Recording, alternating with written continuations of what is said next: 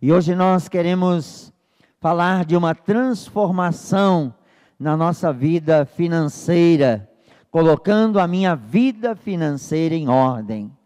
Que o Espírito Santo, a palavra de Deus, possa falar conosco de tal modo que a nossa vida material, financeira, também experimente uma transformação dos céus. Que a mão de Deus se estenda sobre a vida de cada um de nós, sejamos tocados na nossa vida material, na nossa vida financeira, de tal maneira que nós possamos ver o poder e a graça do Senhor alcançando o nosso coração, a nossa vida e tudo aquilo que envolve a nossa vida, em nome de Jesus. Quero começar com um texto de 2 Coríntios, capítulo 8, versículo 9. 2 Coríntios 8, 9, se você tiver a tua Bíblia, abra o smartphone, ou pode acompanhar também aqui na tela.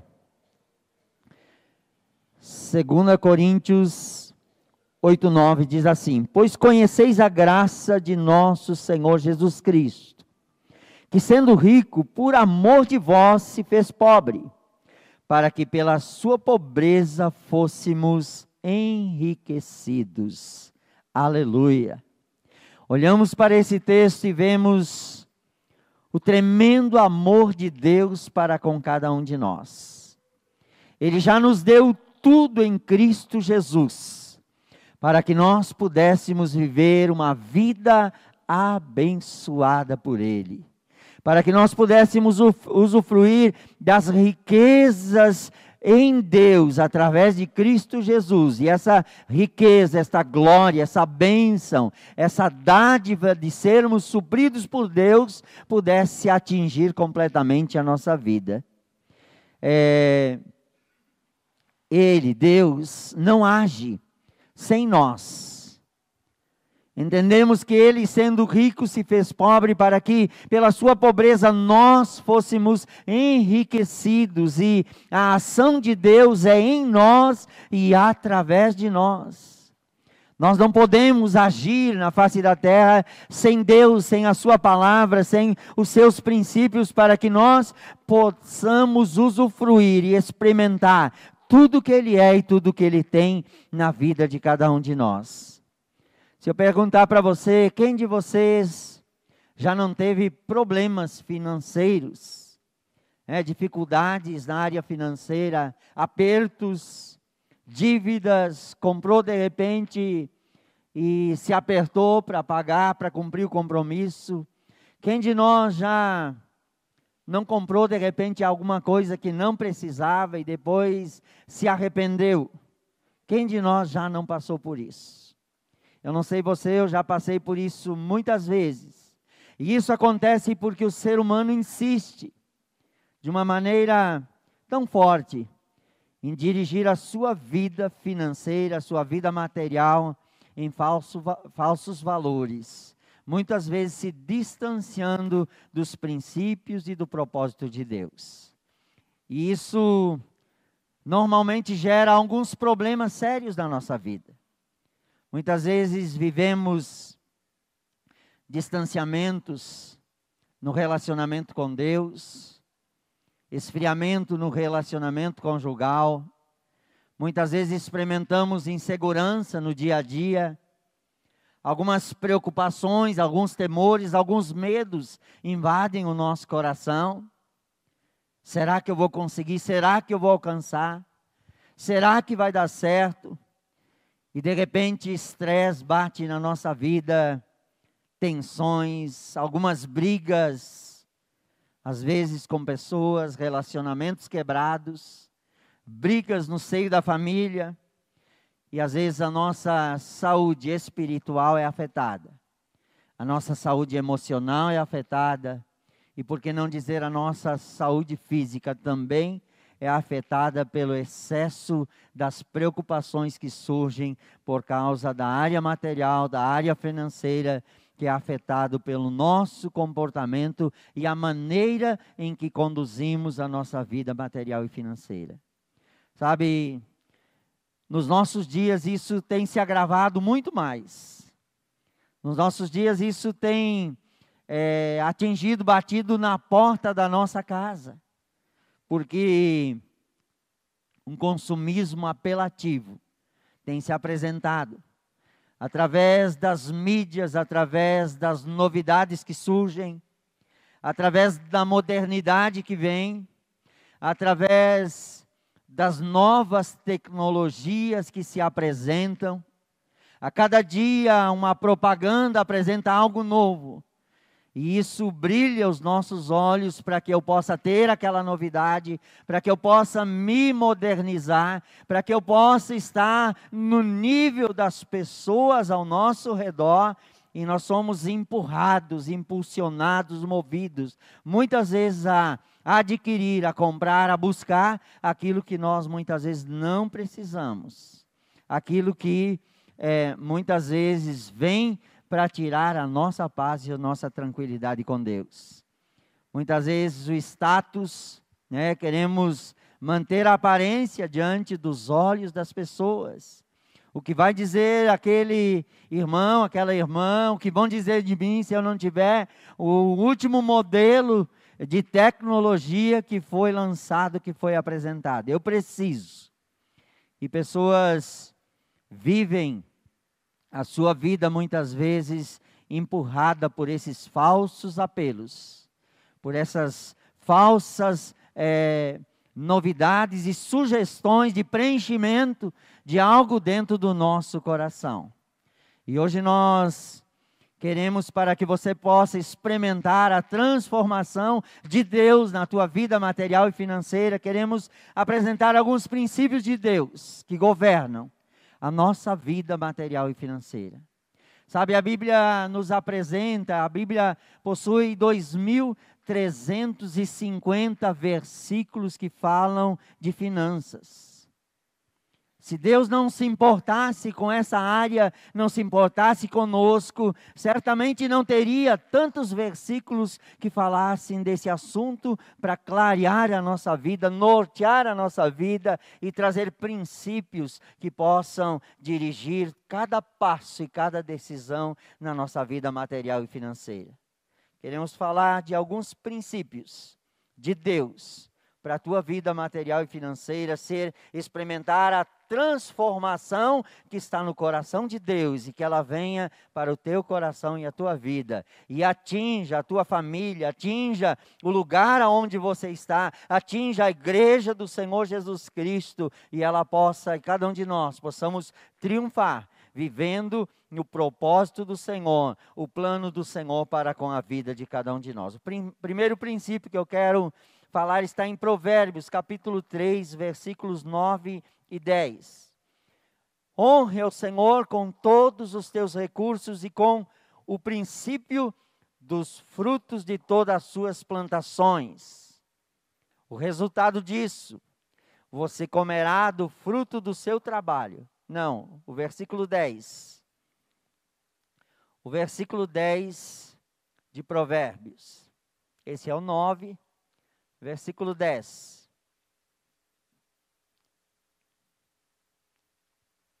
Enquanto ele coloca ali, você olha depois. Então se encherão os teus celeiros e transbordarão de vinho os teus lagares. O primeiro princípio é honrar a Deus. Uma vida que honra a Deus é alguém que reconhece quem Deus é. Deus é o Senhor dos céus e da terra, Ele é dono de todas as coisas, o Criador de todas as coisas, Ele é todo poderoso e Ele tem poder de nos abençoar e de cuidar de nós. Nós precisamos, em primeiro lugar, de Deus na nossa vida, da presença dEle invadindo o nosso coração. E quando nós honramos a Deus, nós damos o primeiro lugar, a preferência ao nosso Deus, para que Ele domine, para que Ele governe, para que Ele dirija a nossa vida, as nossas decisões, os nossos passos na área material e financeira. Damos a Ele total preferência e o colocamos em primeiro lugar na nossa vida. Buscai em primeiro lugar o reino de Deus, e as demais coisas vos serão acrescentadas. Quando nós honramos a Deus e o colocamos em primeiro lugar na nossa vida, a promessa dele se cumpre, porque a palavra de Deus diz que então se encherão os teus celeiros e transbordarão de vinho os teus lagares. A honra a Deus nos leva ao transbordar da bênção de Deus, ao suprimento do Senhor, ao derramar do poder de Deus sobre a nossa vida material, financeira, de tal modo que nós podemos viver uma vida abençoada na presença do Senhor. Sabe, muitas vezes pela falta de honra, pessoas experimentam uma vida de escassez, de dificuldade. E não se toca, não cai no coração de que a transformação virá a partir do momento que o nosso coração e a nossa vida está honrando ao Senhor e o colocando em primeiro lugar na sua vida. O Salmo 128, 1 e 2 nos mostra também isso. O texto do Salmo diz assim: como é feliz quem teme o Senhor e quem anda nos seus caminhos. O próximo. O texto diz: do trabalho das suas mãos comerá, feliz será, e tudo lhe irá bem. Aleluia. Quando nós honramos o Senhor, o texto diz: feliz o homem que teme ao Senhor. O que é temer?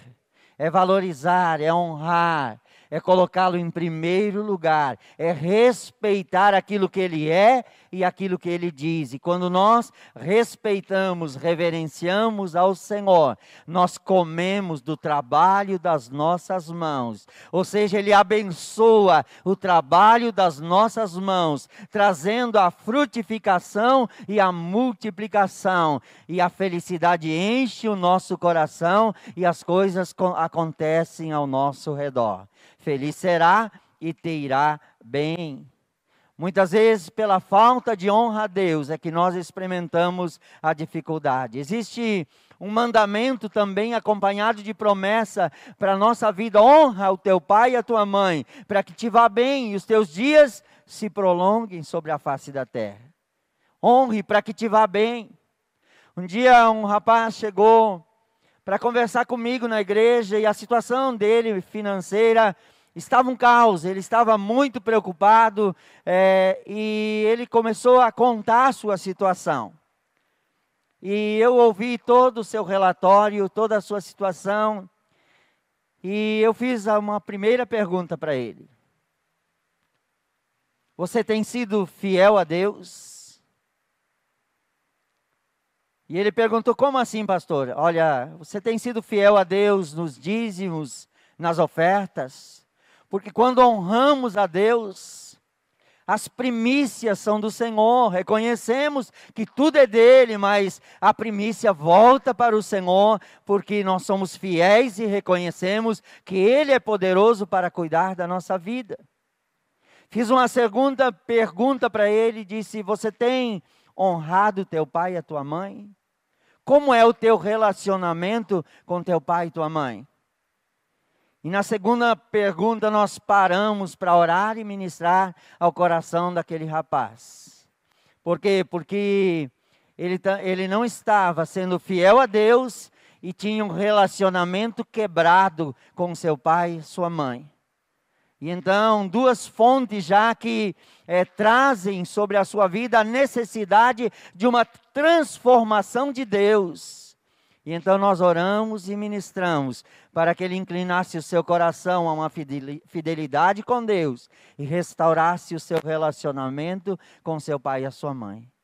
E então a bênção do Senhor o alcança de tal maneira que ele pode viver a abundância do Senhor nesta área também, experimentando a graça e o poder de Deus. Porque ele, sendo rico, já se fez pobre, para que pela sua pobreza nós experimentássemos a riqueza de Deus, a provisão do céu sobre a nossa vida. Então, primeiro princípio, o princípio da honra. honrar a Deus com as primícias, levar na presença do Senhor, ser grato a Ele, reconhecer que tudo é dEle, tudo vem dEle para a nossa vida. E quando nós damos algo ao Senhor, Ele abre as janelas dos céus, Ele derrama sobre os nossos celeiros a sua bênção a ponto de eles transbordarem. E nós podemos confiar no Senhor e nos render de todo o coração. Segundo princípio que nós queremos falar nesta noite é o princípio da dedicação ao trabalho. Sabe, algumas pessoas algumas vezes dizem, olha, se não fosse Adão, eu não teria que ralar dessa maneira para poder sobreviver, para poder ir bem. E eu quero dizer que o trabalho Deus criou antes do pecado. Deus criou o trabalho antes do pecado, e não foi o pecado que trouxe o trabalho para o homem. O texto de Gênesis 2,15 diz que Deus criou o homem e colocou o homem no jardim, lá no Éden. Ele criou no Éden um jardim e ele colocou o homem lá. E ele deu uma função para o homem. Tomou, pois, o Senhor Deus ao homem e pôs no jardim do Éden para lavrar e guardar o jardim. Olha só, Deus coloca o homem no jardim, lá no Éden, e deu função para lavrar e guardar. Então Deus deu trabalho para o homem. E Deus disse para ele, ó, você pode comer de todas as árvores do jardim. O homem então tinha que ir colher aquilo que Deus havia plantado. Querido, quando nós entendemos e estamos debaixo do propósito de Deus, nós colhemos aquilo que Deus nos dá. O homem, ele tinha que lavrar, era cuidar, era zelar do jardim. Ele tinha que cuidar e guardar aquele jardim, mas ele podia colher aquilo que Deus havia plantado. E nós, quando entendemos o trabalho, quando somos fiéis, quando somos dedicados, quando cumprimos o propósito de Deus, nós colhemos aquilo que Deus nos dá, aquilo que Deus derrama sobre a nossa vida.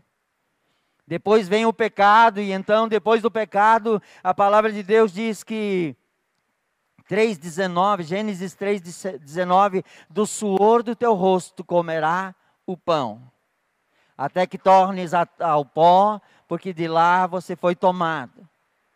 E a palavra no 23 diz que o Senhor Deus o colocou fora do jardim do Éden, para lavrar a terra de que fora criado.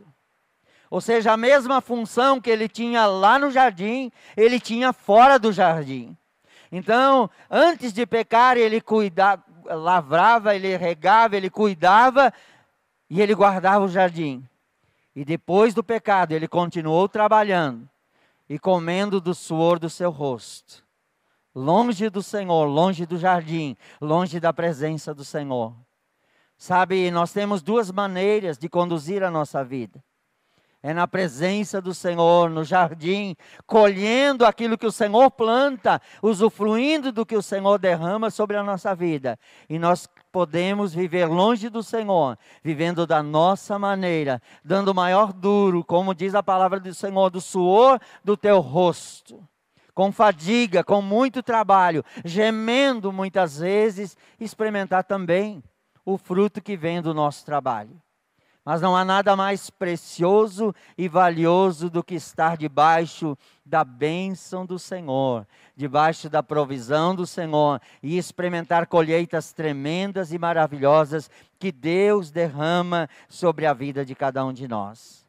Nós podemos viver a nossa vida de duas maneiras.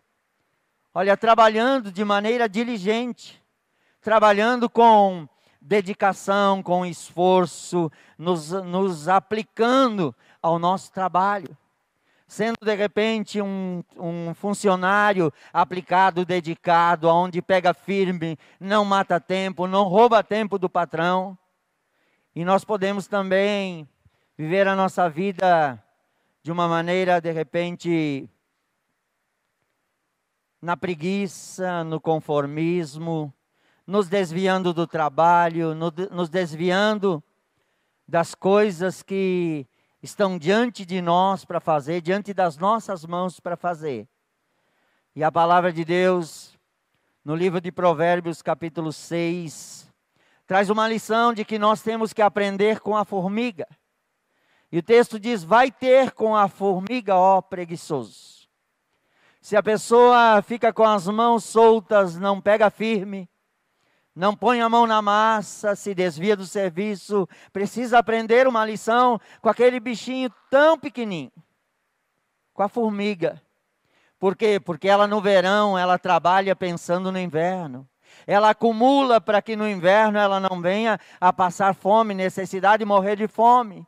Ela se dedica dia e noite trabalhando para guardar a provisão, para no tempo da dificuldade ter o necessário e não passar necessidade. E ela trabalha de maneira diligente. Ela não tem um mestre, não tem um patrão para prestar conta, ela não tem alguém para sustentar, mas cada uma faz a sua parte, lutando para ter a sua provisão, fazer a sua previsão para o tempo da dificuldade. E nós somos chamados a trabalhar de maneira diligente, aplicada, com esforço, dando o nosso melhor. Se você é patrão, se você é empregado, dê o teu melhor no teu trabalho. Porque o trabalho dignifica o homem, foi criado por Deus antes do pecado. E aquele que trabalha diligente, ele colhe aquilo que Deus cria, aquilo que Deus prepara. E ele enche os seus celeiros da provisão dos céus. E isso deve alegrar o nosso coração. Sabe, eu conheço uma pessoa de que começou a trabalhar numa empresa, era uma panificadora, uma padaria grande, uma panificadora grande. E ele começou limpando os fornos que assava aquele bolachão de mel. Então ele chegava no trabalho e entrava dentro dos fornos para limpar. E quando ele ia embora, a sua roupa era puro carvão. Ele saía de lá encarvoado, mas ele fazia o trabalho. E ele trabalhou alguns meses ali, e de repente o chefe dele olhou e chamou ele para uma função numa linha de produção. E ele continuou fazendo o melhor e de repente ele chamou para o chefe de um setor. E depois chefe de um setor maior. E assim ele foi crescendo dentro da empresa com o seu trabalho. Conheço uma outra pessoa que começou varrendo um depósito. E ele se aposentou como gerente da empresa.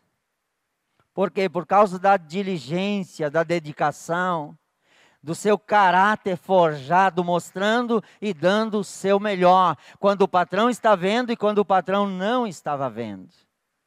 Porque muitas vezes, quando o patrão está vendo, procura aparentar o melhor. E quando o patrão não está vendo, faz corpo mole, afrouxa as mãos. E aí o patrão chega e ele tem uma experiência, ele dá uma olhada naquilo que foi feito. E ele sabe o que foi feito. Então nós sabemos que primeiro o nosso patrão, ele está nos céus. E ele vê todas as coisas. E ele sabe todas as coisas. Primeiro a quem nós temos que prestar conta, a nossa vida em primeiro lugar está diante do Senhor e é a Ele que nós temos que agradar. E para agradá-lo nós precisamos dar o nosso melhor, aonde estivermos. E em qualquer coisa que chegar à nossa mão, dar o nosso melhor, para que o Senhor seja glorificado em primeiro lugar. E depois para que sejamos nós tremendamente abençoados pelo Senhor. Então, no teu trabalho, dê o teu melhor, faça o teu melhor, sabe? Dedique-se, esforce-se, dê o teu melhor e você colherá a recompensa do Senhor. E guarde no teu coração, o trabalho é bênção de Deus, Ele criou o trabalho para nós, antes de o homem pecar. E o trabalho não é, em nenhum momento, consequência do pecado. Quando nós trabalhamos debaixo da bênção de Deus, nós colhemos muitas vezes aquilo que Deus plantou, porque Deus plantou o jardim e o homem só colhia no jardim. Depois que ele foi embora, o anjo do Senhor guardava o jardim com uma espada reluzente, para que ele não chegasse lá a colher dos frutos do jardim. Ele precisou trabalhar, produzir para comer dos frutos do seu próprio trabalho. Então, trabalhar com o coração voltado para o Senhor, sabendo que a nossa provisão sempre vem do Senhor que fez o céu e a terra. Um terceiro princípio é o princípio da integridade, da honestidade. Um princípio tão escasso em nossos dias, tão difícil de encontrar nas pessoas. Sabe, deve ser uma qualidade de caráter de todo cristão. A integridade, a honestidade. Pessoas corretas, honestas, pessoas dedicadas, pessoas que aquilo que é seu, aquilo que não é, não é. Não tem a preocupação de que alguma coisa de que não me pertence pode ficar comigo. O que é do Senhor, o que é do patrão, o que é das pessoas, e aquilo que Deus coloca na minha mão, eu cuido com o maior zelo e com o maior cuidado. É um princípio de Deus. Deus criou cada um de nós com um senso de justiça, de integridade, de honestidade dentro de nós. E nós precisamos nos voltar de todo o nosso coração ao Senhor. Olha o versículo de Provérbios 11:1. Provérbios 11:1. A balança enganosa é a abominação para o Senhor, mas o peso justo é o seu prazer. Sabe, o que não é nosso, não é nosso. O que é nosso, o que Deus coloca na nossa mão, cuidamos de todo o coração, porque isso traz prazer ao coração do Senhor. Olha, se você é uma pessoa íntegra, honesta, há uma preocupação dentro do coração de pagar as contas em dia, sabe, não comprar aquilo que não pode pagar, marcar um prazo, de repente, cumprir aquele prazo. Isso é sinal de integridade dentro do nosso coração. O que acontece muitas vezes é que a gente sai de casa, se empolga um pouco, vai lá na loja, compra de repente uma camisa, um calçado, uma calça, uma roupa, enfim, alguma coisa em 5, 6 vezes. E aí a gente vai embora e começa a usar, e daí vence a primeira prestação, a gente não volta lá. E a gente começa a andar com a camisa do dono da loja, com a calça do dono da loja. Porque não é nossa, pegamos, compramos, não cumprimos aquilo que falamos. E se nós não pagamos, enquanto não pagamos, não é nossa, é dele. Embora esteja conosco, estamos usufruindo, continua sendo dele, porque o dinheiro que nós devíamos levar lá para cumprir o compromisso ainda não foi. Então é cumprir o prazo, cumprir o combinado. O combinado nunca custa caro para ninguém. É melhor não combinar do que combinar e não cumprir. Então, a integridade, a honestidade nos leva a dar valor à palavra. Que valor tem a nossa palavra diante de Deus e das pessoas? Que valor tem o teu CPF, o meu CPF, diante de Deus e das pessoas? Qual valor? Sabe, nós passamos um período da nossa vida onde nós quebramos literalmente como família. E fizemos as contas e para que pudesse saldar o que nós devíamos, precisava vender aquilo que nós tínhamos, tudo. E eu fui orar ao Senhor e eu disse: Senhor, se sobrar o meu CPF limpo, eu estou feliz, mas eu quero cumprir com meus compromissos. E eu quero viver com integridade. E a graça do Senhor veio, nós conseguimos dar a volta. E Deus cuidou de nós naquela situação e nos conduziu. Mas eu disse: se sobrar o CPF limpo, eu vou correr atrás. E eu disse para minha esposa: se precisar vender laranja na beira do asfalto, se eu tiver o CPF limpo, eu vou começar de novo e eu vou vencer no nome do Senhor. Sabe que valor tem? Que valor tem o nome, o teu sobrenome? Que valor tem diante de Deus, diante das pessoas? Provérbios 22:1. Olha o que o texto diz. Mais digno de ser escolhido é o bom nome do que as muitas riquezas. E o favor é melhor do que a prata e o ouro. O bom nome é uma riqueza, é algo precioso que Deus nos deu. E nós precisamos zelar com integridade e honestidade. É um princípio da palavra do Senhor. Eclesiastes 7:1 diz que o bom nome é melhor que um unguento, que um rico perfume, que um perfume precioso. Porque o bom nome cheira, ele entra dentro da vida e do coração das outras pessoas que estão ao nosso redor. E nós precisamos zelar por isso, e isso faz parte do princípio da integridade. O próximo princípio é o princípio da adaptação, do planejamento. Hoje, mais do que nunca, na nossa atual conjuntura financeira em nosso país, quanto nós precisamos nos adaptar às circunstâncias. O desemprego vem, às vezes uma situação difícil financeiramente vem.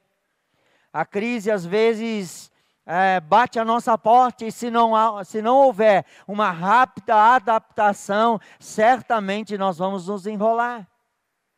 E às vezes, para nos adaptar, nós precisamos abrir mão de alguns caprichos, de alguns luxos, de algumas vaidades, de algumas coisas que nós queremos e nem sabemos por que queremos. Precisamos abrir mão rapidamente, para que de repente a crise financeira não se instale dentro da nossa casa, na nossa própria vida. Então, a capacidade de uma adaptação rápida e um replanejamento das coisas na área material e financeira vão nos levar a experimentarmos a provisão de Deus, a volta por cima e o viver novamente debaixo daquilo que Deus tem preparado para nós.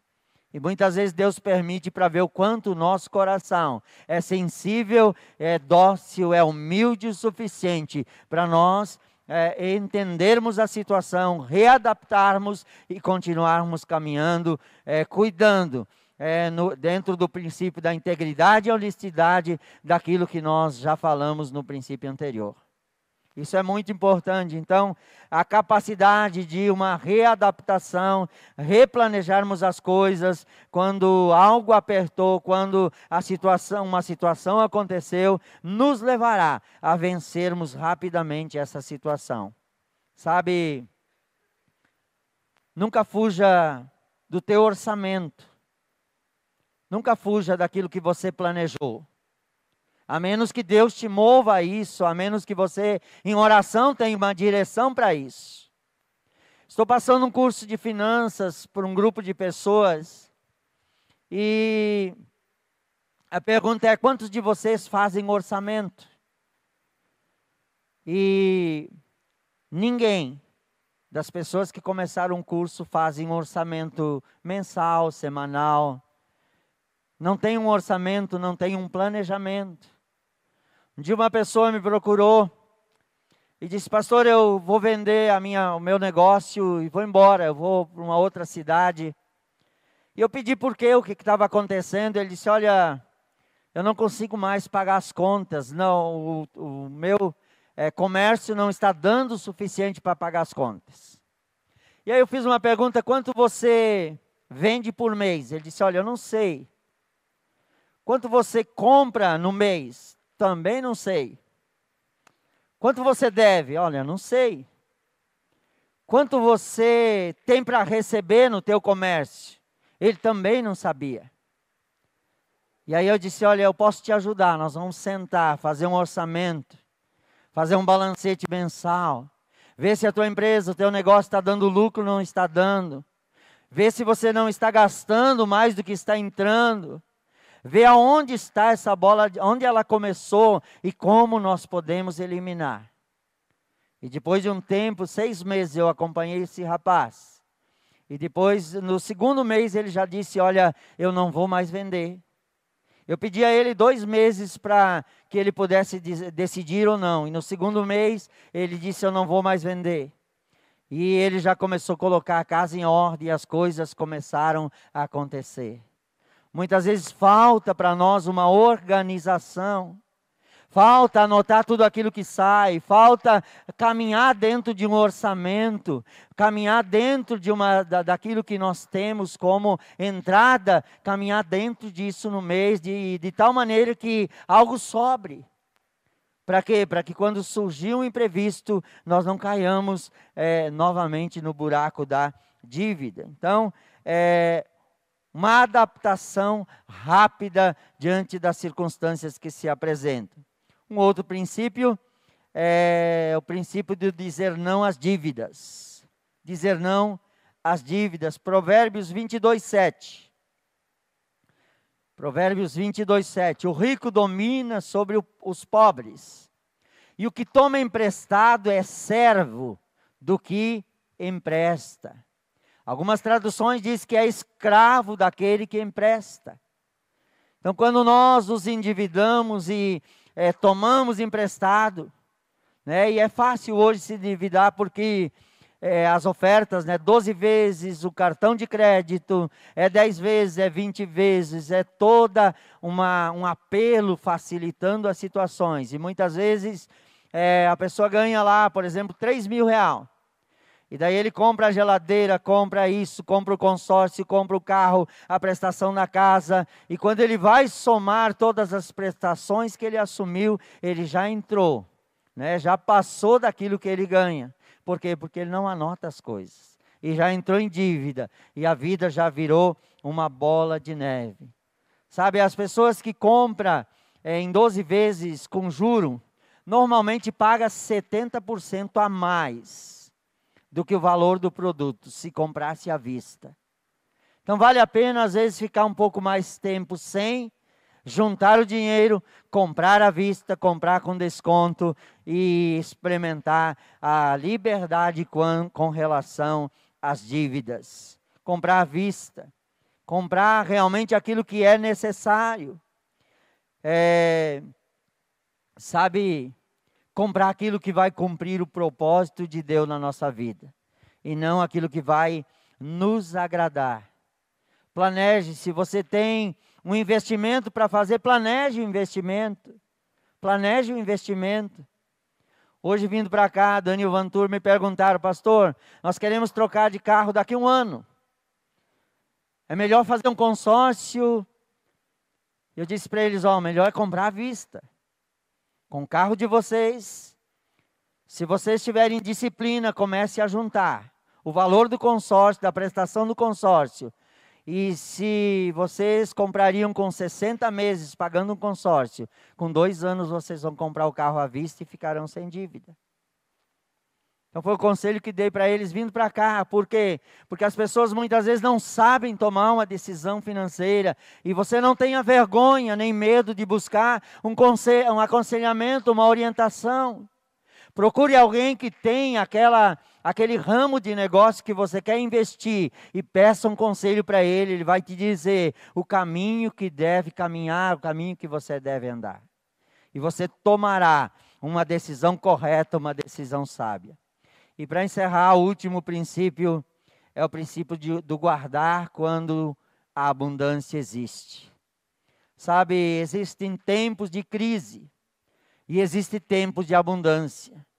E olhamos para a palavra de Deus e vemos que José, ele se tornou governador da terra do Egito, e ele interpretou os sonhos de Faraó, e ele disse: olha, vai ter 7 anos de fartura, e depois virá 7 anos de seca. E o conselho que ele deu: ajunte durante esses 7 anos de seca, de fartura, para que quando vier a seca, haja provisão. E ele foi nomeado governador, ele juntou durante o tempo da fartura, e ele foi aquele que saciou a fome do país inteiro e até mesmo dos estrangeiros que vieram para o Egito para saciar a fome, para comprar o trigo, para comprar a provisão. Então, quando as coisas estiverem indo bem, quando você está empregado, está trabalhando, quando as coisas estão fluindo, guarde um pouco, faça uma provisão, guarde algo, sabe?